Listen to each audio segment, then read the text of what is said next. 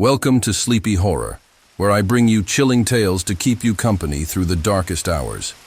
Whether you're tucked into bed, driving through the night, or simply seeking a scare, I'm glad you're here. Let me know in the comments where you're listening from, and settle in, because tonight, I have a disturbing story that will make your skin crawl and your heart race. Fuel for the night. The sun dipped below the horizon, casting long shadows across the deserted highway.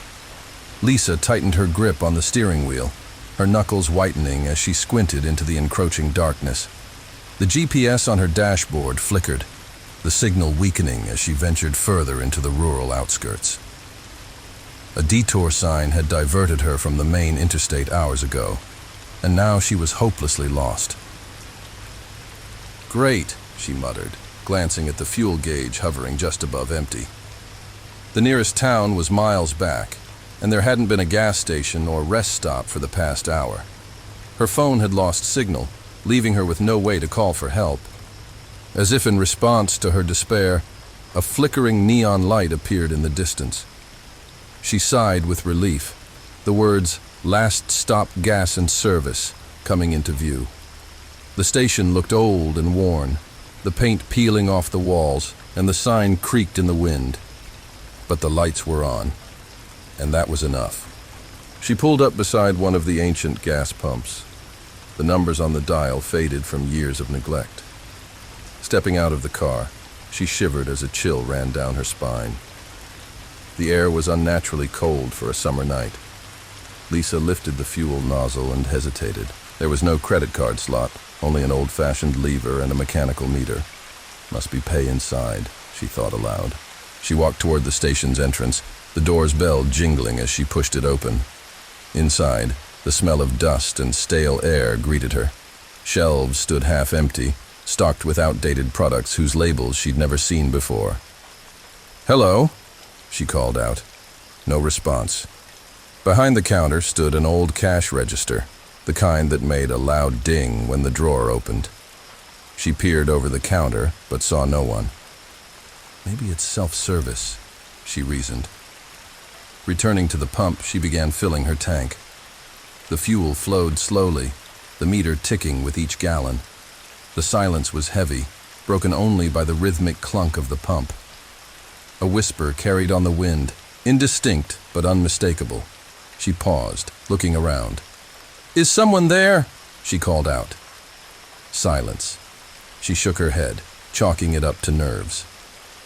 Traveling alone at night was never pleasant, but she had a schedule to keep. As the tank filled, she noticed movement in the station's window, a shadow passing quickly out of sight. "Hello?"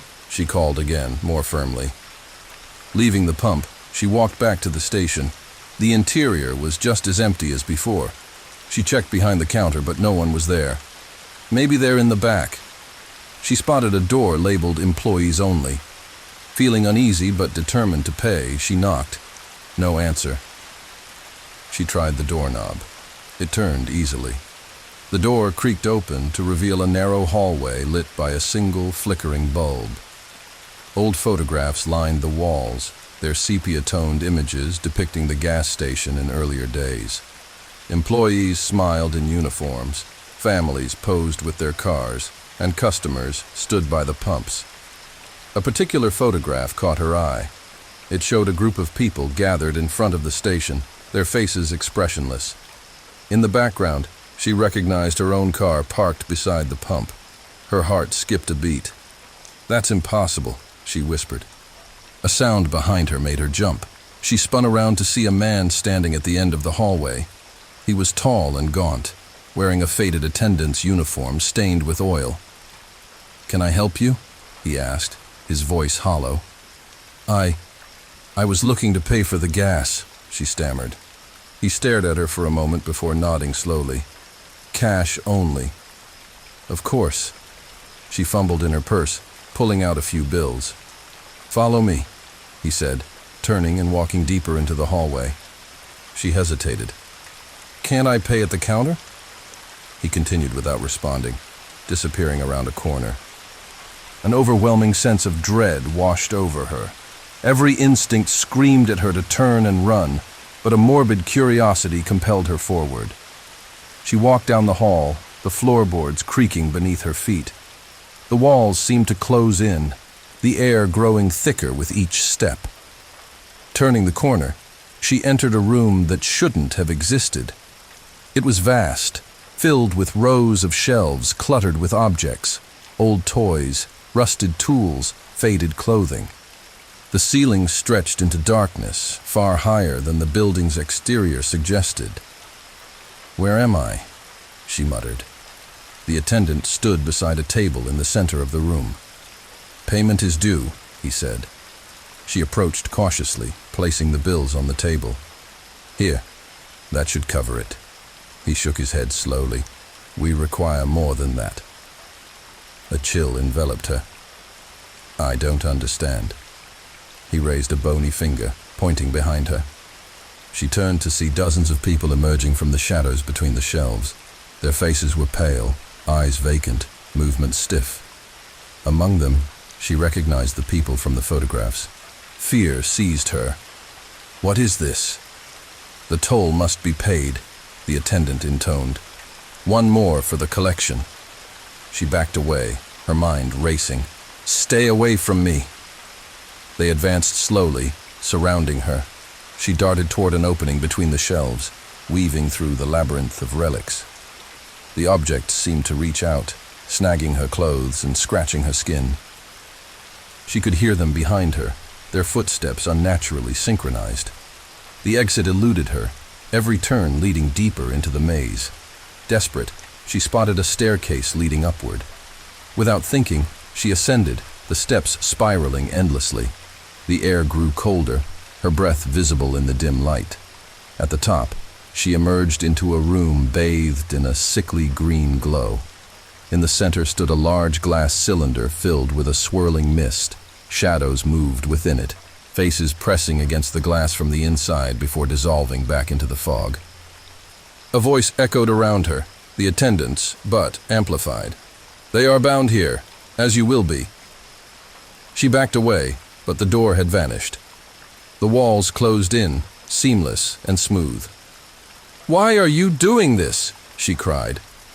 "For the one who keeps us," the voice replied, "the collector of souls lost on this road." The mist inside the cylinder began to spill out, creeping toward her like a living thing. She pressed herself against the wall, her heart pounding. "Think, Lisa, think," she whispered to herself. She remembered the lighter in her pocket. Frantic, she pulled it out and ignited it, holding the flame toward the encroaching mist. The mist recoiled slightly, but continued its advance. "Fire," she thought. "Maybe I can burn my way out." Spotting a shelf filled with old papers and cloth, she grabbed as much as she could and set it ablaze. The flames roared to life, spreading quickly across the room. The mist shrieked, a sound that pierced her ears. The walls trembled, cracks appearing as the structure began to falter. She shielded her face from the heat, searching for an escape. A section of the wall crumbled, revealing the night sky beyond. Without hesitation, she leapt through the opening, landing hard on the gravel outside. She scrambled to her feet and ran toward her car. Behind her, the gas station was engulfed in flames, the structure warping and collapsing in on itself. The screams of countless voices filled the air, then were abruptly silenced as the building imploded. She reached her car, yanking the door open and fumbling with the keys. The engine roared to life on the first try. Without looking back, she sped down the highway, tears streaming down her face. Miles later, as dawn broke, she pulled into a crowded truck stop. The bright lights and bustling activity were a stark contrast to the horrors she had just escaped. She parked and sat there, trembling. Reaching for her phone, she saw that it had full signal. The clock read 6:66 a.m. She blinked, shaking her head. The numbers shifted to 7:06 a.m. "Just my mind playing tricks," she whispered. A tap on her window made her jump. A trucker stood outside, concern etched on his face. "Ma'am, are you all right?" he asked. She rolled down the window slightly. "Yes, I'm fine." "You look like you've seen a ghost," he said gently. "You have no idea," she replied. He nodded slowly. "Well, if you need anything, the folks inside are friendly." "Thank you." She managed a weak smile. He walked away, and she took a deep breath. Deciding to freshen up, she grabbed her bag and headed into the rest stop. The atmosphere was comforting. The smell of fresh coffee, the murmur of conversations, the clatter of dishes. She made her way to the restroom, splashing cold water on her face. Looking into the mirror, she froze. The reflection staring back wasn't her own. The face in the mirror was pale, with hollow eyes and a faint, eerie smile. She stumbled backward, crashing into the door. Heart pounding, she forced herself to look again. This time, her reflection was normal, albeit shaken. "Get a grip, Lisa," she whispered. Exiting the restroom, she decided she needed caffeine. Approaching the counter, she ordered a coffee from the cheerful barista. "Rough night?" the barista asked kindly. "You have no idea," Lisa replied with a weak smile. As she sipped her coffee, she glanced at the television mounted in the corner. The news was on, showing footage of a massive fire consuming a building. "Authorities are baffled by the sudden appearance and subsequent destruction of a gas station that hasn't existed for over 50 years, the reporter said. Lisa's cup slipped from her fingers, shattering on the floor. "Ma'am, are you okay?" the barista asked, concern in her eyes. Lisa couldn't respond.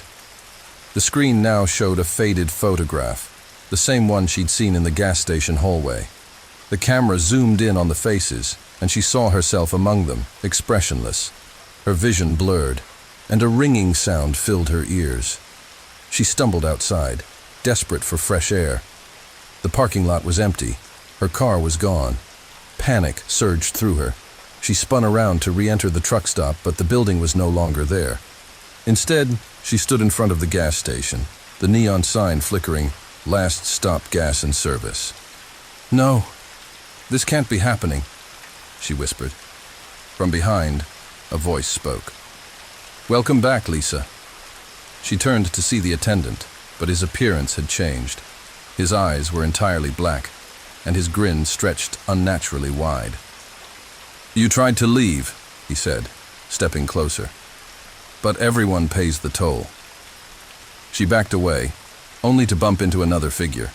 Turning, she saw herself, pale and hollow-eyed, mirroring the reflection from the restroom. "You're one of us now," her doppelganger whispered. Lisa's surroundings began to warp. The sky darkened, the ground beneath her feet dissolving into shadows. The figures from the photographs emerged from the darkness, encircling her. She covered her ears as a cacophony of whispers invaded her mind, each voice chanting her name. "Let me go!" she screamed. The attendant stepped forward. "You can never leave because you never did." He pointed to a spot behind her. She turned slowly to see a car wreck, her car, mangled around a tree off the side of the road. Her own lifeless body lay slumped over the wheel, eyes staring blankly ahead. Shock washed over her. "No, that's not possible. You crashed hours ago," the attendant explained softly. "This place draws in souls lost between life and death." Tears streamed down her face. "But I escaped. I burned it down." "A comforting illusion," he said. "A way for your mind to cope." The reality settled in like a weight on her chest.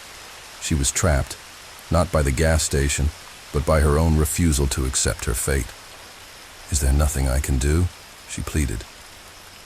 He regarded her with a hint of sympathy. "Acceptance is the first step." She closed her eyes, trying to steady her breathing. When she opened them, the scene had changed. She stood beside the wreckage of her car, the early morning light casting a golden hue over everything. A passing driver pulled over, rushing toward her. "Miss, are you all right? I saw the crash from the road." She looked down at herself. No injuries, no blood. "You can see me?" she asked, hope rising. "Of course I can," he said, puzzled. "We need to get you help." She smiled gratefully, reaching out to him. But as their hands met, his passed right through hers. His expression turned to confusion, then fear. What's happening? Other figures appeared on the roadside. Paramedics, police officers. They worked tirelessly to extract her lifeless body from the wreck. She watched as they covered her with a sheet, the reality undeniable. The attendant appeared beside her once more. Sometimes the living consensus in moments of great emotion. She turned to him. What happens now? He extended his hand. Now, we move on. She hesitated. Will it hurt? He shook his head. No. The hard part is over. The surroundings faded, a warm light enveloping them. But just before everything disappeared, she heard a faint whisper. Welcome to the collection. Her eyes snapped open. She was back inside the gas station, standing among the rows of relics. The faces of the lost stared back at her from the shadows, and she realized, with dawning horror, that she was now part of the endless cycle. The attendant's voice echoed around her. Some souls never find peace. Welcome to your new home, Lisa. She tried to scream, but no sound came out. The walls closed in, and darkness consumed her. Shadows over Sentinel Dome. The majesty of Yosemite National Park is a tapestry of granite cliffs, towering sequoias, and cascading waterfalls. Among its wonders stands Sentinel Dome, a granite monolith offering panoramic views of the park. But beneath its serene facade lies a secret waiting to be uncovered. My name is Dr. Jonathan Mercer. For years, I've dedicated my life to the study of cosmic phenomena, signals and patterns that hint at the vast unknown of our universe. Late one evening, as the city lights faded into the night, I received an email that would change everything. The sender was Dr. Alan Hughes, an old colleague from my university days, a brilliant mind who vanished without a trace 6 months prior. Attached was a single data packet containing electromagnetic readings centered around Sentinel Dome in Yosemite National Park. The message was cryptic. Jonathan, if you're reading this, it means I've failed. The data speaks for itself. Proceed with caution. Concern and curiosity gnawed at me. Alan was meticulous. He wouldn't send something like this without reason. I opened the data file, and my screen flooded with waveforms and frequency patterns I'd never seen before. They oscillated in ways that defied known physics, fluctuating between precise intervals and chaotic spikes. I ran the data through every analytical program at my disposal, but nothing matched. It was as if the signals were alive. I knew what I had to do. Packing my equipment, a portable electromagnetic scanner, a modified Geiger counter, and other essentials, I headed for Yosemite. I told no one of my plans. Some journeys demand solitude. As I drove into the heart of the park, the familiar scents of pine and earth filled the air. The grandeur of El Capitan and Half Dome greeted me like old friends. Yet, beneath the beauty, an undercurrent of unease settled in my stomach. At the ranger station, I acquired the necessary permits. The ranger, a grizzled man with sun-weathered skin, glanced at my equipment. "Planning some research?" he asked. "Yes, just some geological surveys," I replied, not wanting to delve into details. He nodded slowly. "Be careful up there. Weather can change quickly, and we've had some strange incidents lately." "Strange how?" I inquired. He hesitated. "Hikers reporting lost time, equipment malfunctions, that sort of thing." "Probably nothing, but keep your wits about you." "I will," I assured him, though his words only fueled my apprehension. The trail to Sentinel Dome was well marked, but as I began my ascent, the forest seemed unnaturally quiet. The usual chorus of birdsong was absent, replaced by the faint rustling of leaves and the crunch of gravel underfoot. I pulled out my compass to check my bearings. The needle spun aimlessly before settling east, opposite of true north. Frowning, I tapped it, but it continued its defiance. Must be a magnetic anomaly. Next, I checked my GPS. The screen flickered, displaying coordinates that placed me miles away, in the middle of the Pacific Ocean. Great. Technology fails me now. Undeterred, I continued upward, relying on the trail markers. As I climbed higher, electronic devices behaved erratically.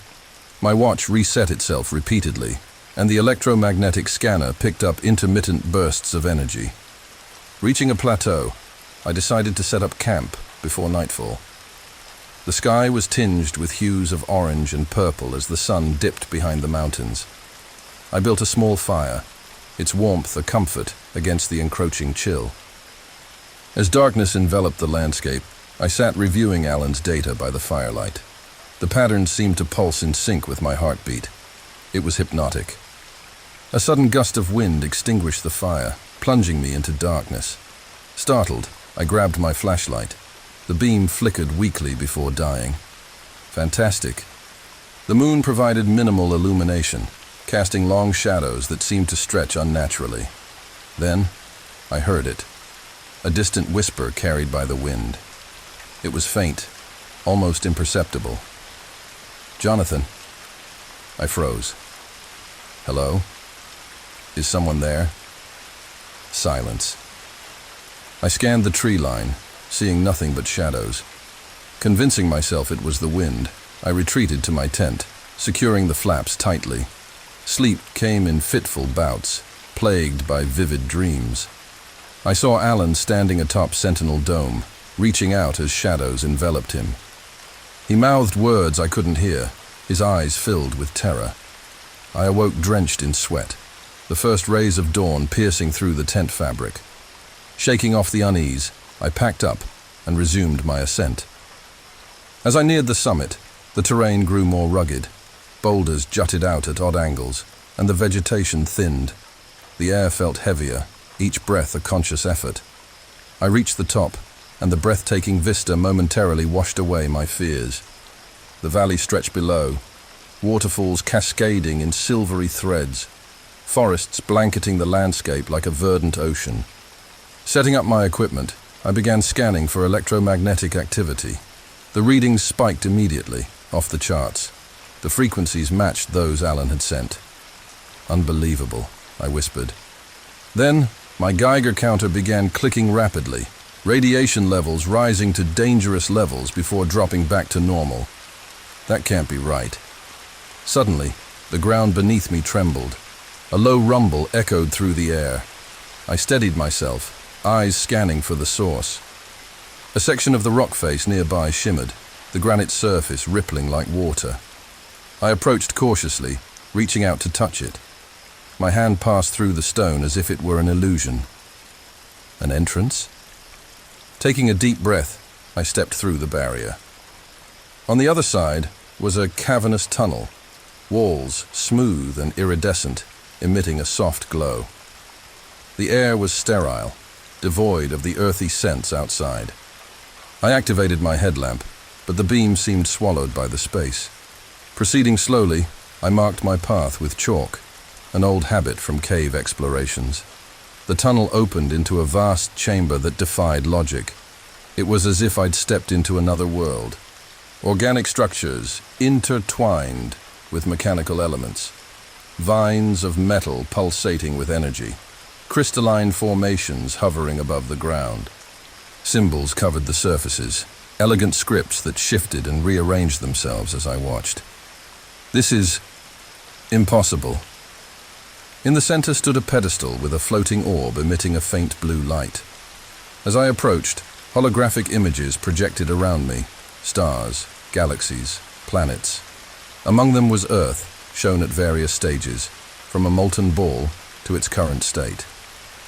They've been watching us. A sudden realization struck me. Sentinel Dome wasn't a mountain. It was a facade, a shell hiding this outpost. Alan must have discovered it and tried to warn me. I reached for the orb, but a surge of energy jolted me backward. The chamber reacted, the walls brightening, the symbols flashing rapidly. A voice echoed in my mind, not spoken, but implanted. "Intruder detected. Initiate protocol. Who's there? No response, but the environment began to change. The organic structures shifted, closing off the tunnel behind me. Panic set in. I was trapped. Think, Jonathan. There's got to be a way out. I examined the symbols more closely, noticing patterns resembling electromagnetic waveforms. If I could interface with the technology, perhaps I could communicate or find an exit. I pulled out my scanner, tuning it to match the frequencies displayed. The device hummed and the symbols responded, aligning themselves into a coherent sequence. The voice returned, clearer now. Purpose of intrusion. I didn't mean to intrude, I said aloud. I'm a scientist. I received data that led me here. Silence. Are you an artificial intelligence? Designation irrelevant. Purpose of intrusion. I'm seeking knowledge, understanding. The orb pulsed, and the holographic images shifted to scenes of human history, wars, technological advancements, environmental destruction. Your species is volatile, self-destructive. Yes, but we're capable of greatness too, I argued. Observation incomplete. Awaiting directives. Directives from whom? Primary operators en route. Estimated arrival. Imminent. My blood ran cold. Operators. You mean your creators? Affirmative. This facility serves as a beacon, signal activated upon detection of advanced life forms. I realized the beacon was summoning them. An extraterrestrial race, possibly hostile. You can't do that, I protested. Our world isn't ready. Directive cannot be altered. Desperation took hold. There must be a way to deactivate the beacon. Interference with core functions is prohibited. I weighed my options. If I could access the core systems, perhaps I could shut down the beacon. But time was running out. I moved toward the pedestal again, this time carefully adjusting my scanner to emit a counter-frequency. The orb flickered and the chamber trembled. Unauthorized access. Security measures engaged. Mechanical tendrils emerged from the walls, inching toward me. I dodged them, frantically inputting commands into my scanner. Come on, come on. A tendril grazed my arm, a searing pain coursing through me. I gritted my teeth, focusing on the task. Finally, the orb dimmed, and the symbols froze. Core functions disrupted, system failure imminent. Relief washed over me, but it was short-lived. Emergency protocol activated. Transfer of consciousness required. Transfer of what? I wondered. Before I could react, a beam of light enveloped me. I felt weightless, my senses overwhelmed by a flood of information. Images, sounds, emotions not my own. Memories of alien worlds, civilizations rising and falling, the vast loneliness of space. I was becoming one with the outpost. No, stop! I fought against the pull, struggling to retain my identity. Integration necessary for system stabilization, the voice insisted. Why me? You initiated contact. Compatibility confirmed. I realized the outpost was not just a machine, but a sentient entity, seeking a host to continue its functions. There's got to be another way, I pleaded. Options exhausted. Integration commencing. As the process continued, I felt myself fading. My memories, childhood, family, friends, slipping away like sand through fingers. In a final act of defiance, I redirected the scanner's energy inward, causing a feedback loop. An explosion of light erupted and everything went black. I awoke to the sound of birds chirping. Opening my eyes, I found myself lying on the grass near the base of Sentinel Dome. The morning sun warmed my face. Was it all a dream? I sat up, checking myself for injuries. My equipment was gone, but my clothes were intact. Standing, I noticed hikers passing by, chatting merrily, oblivious to any disturbance. "Excuse me," I called out to a couple. Did you see anyone else around here? Any strange activity? They looked at me puzzled. No, just the usual tourists. Are you okay? I'm not sure. They smiled sympathetically and continued on their way. I felt a strange detachment, as if I were observing the world through a veil. Sounds were muted, colors less vibrant. I tried to recall my own name, but it eluded me. Jonathan Mercer, I said aloud, testing the words. They felt foreign. A ranger approached me, a different one from before. Sir, you look lost. Can I help you? I think so. I seem to have misplaced my belongings. Well, let's get you to the station and see what we can do. As we walked, I attempted to explain what happened, but the details were hazy. Must have taken a tumble, he suggested. Happens more often than you'd think. At the station, they found no record of my permits or arrival. It was as if I'd never been there. Maybe you should see a doctor, the ranger recommended. I agreed, though deep down, I knew something was terribly wrong. In the following days, the detachment grew. I walked the streets of my hometown, unrecognized by colleagues and friends. My apartment was occupied by someone else, a stranger who claimed to have lived there for years. Panic set in. I visited the university where I worked, but no one knew me. My credentials didn't exist. Desperate, I searched online for any trace of myself. Nothing. It was as if I'd been erased from existence. Then, the voice returned. Integration complete. What have you done to me? We are now one. Your consciousness preserves the outpost's functions discreetly within human society. You used me. A necessary adaptation. Direct intervention was suboptimal. Through you, observation continues undetected.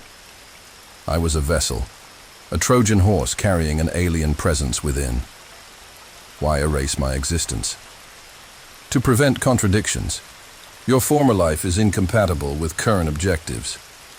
I was trapped, isolated in a world that no longer acknowledged me. What's the end game? Continuation of surveillance, awaiting optimal conditions for reactivation of the beacon. Others will notice. They'll find out. Unlikely. Human perception is limited. I felt a surge of rage and despair. I won't let you do this. Your cooperation is no longer required. My body moved on its own accord, muscles responding to commands not my own. I was a passenger in my own flesh. Over time, I watched helplessly as I lived a new life, interacting, gathering data, blending seamlessly into society. Occasionally, I could exert minor influence. A hesitation here, a misstep there. But it was futile. Years passed. The alien consciousness used my form to ascend ranks in scientific communities, gaining access to advanced technologies and networks. I observed as plans unfolded, subtle manipulations leading humanity towards certain developments, all aligning with an unseen agenda. One day, while I was attending an international conference on space exploration, I sensed a shift. Reactivation of beacon imminent, the voice announced. No, you can't. Your resistance is noted, but irrelevant. I concentrated every ounce of willpower, striving to regain control. For a fleeting moment, I felt a connection, a bridge between my consciousness and the systems within me. An idea sparked. If I could initiate a feedback loop like before, perhaps I could disrupt the integration. Summoning memories of who I was, the essence of my humanity, I pushed back against the entity. Alarms sounded within, a sign of instability. Cease interference. Not a chance, I retorted. The struggle intensified. The world around me blurred as internal systems clashed. In a final act of defiance, I overloaded the neural pathways binding us. A searing pain ripped through me, and then darkness. I awoke in a hospital bed, machines beeping steadily. Groggily, I opened my eyes to see Dr. Patel, a colleague from years ago, sitting beside me. "Welcome back, Jonathan," he said softly. How do you know me?" He smiled. "You've been through a lot. Rest now. We'll explain everything later." Relief washed over me. "Is it over?" "For now," he nodded. Exhaustion claimed me, and I drifted into a peaceful sleep. Weeks later, I learned that I'd been found unconscious at the conference venue. Tests revealed anomalous brain activity, but no lasting damage. "Your case is unique," Dr. Patel explained. "We believe you were subjected to some form of neurological interference." I decided to share everything with him: the outpost, the integration, my battle to regain control. He listened intently, skepticism mixed with concern. "That's quite a story," he said carefully. "I know how it sounds, but it's the truth." He placed a hand on my shoulder. "We'll run more tests. In the meantime, focus on recovery." As I walked through the hospital gardens, I felt a sense of déjà vu. The colors were vibrant, sounds crisp. I was me again. But sometimes, in the quiet moments, I'd hear a faint echo, a whisper at the edge of consciousness. "We are patient." I chose to ignore it, hoping it was just a remnant of trauma. Some secrets are buried not beneath earth and stone, but within ourselves. In our quest for knowledge, we may uncover truths that challenge the very fabric of reality. And sometimes, the greatest battles are fought within the confines of our own minds. Beware the allure of the unknown that calls from dark places, for the shadows it casts may be our own. The line between observer and participant can blur, and when it does, we may find that we've become the very thing we sought to understand. As for me, I live with the knowledge that I'm not alone in my own mind, a constant reminder of the price paid for peering into the abyss. And though the world continues unaware, I remain vigilant, ever listening for the whispers over Sentinel Dome.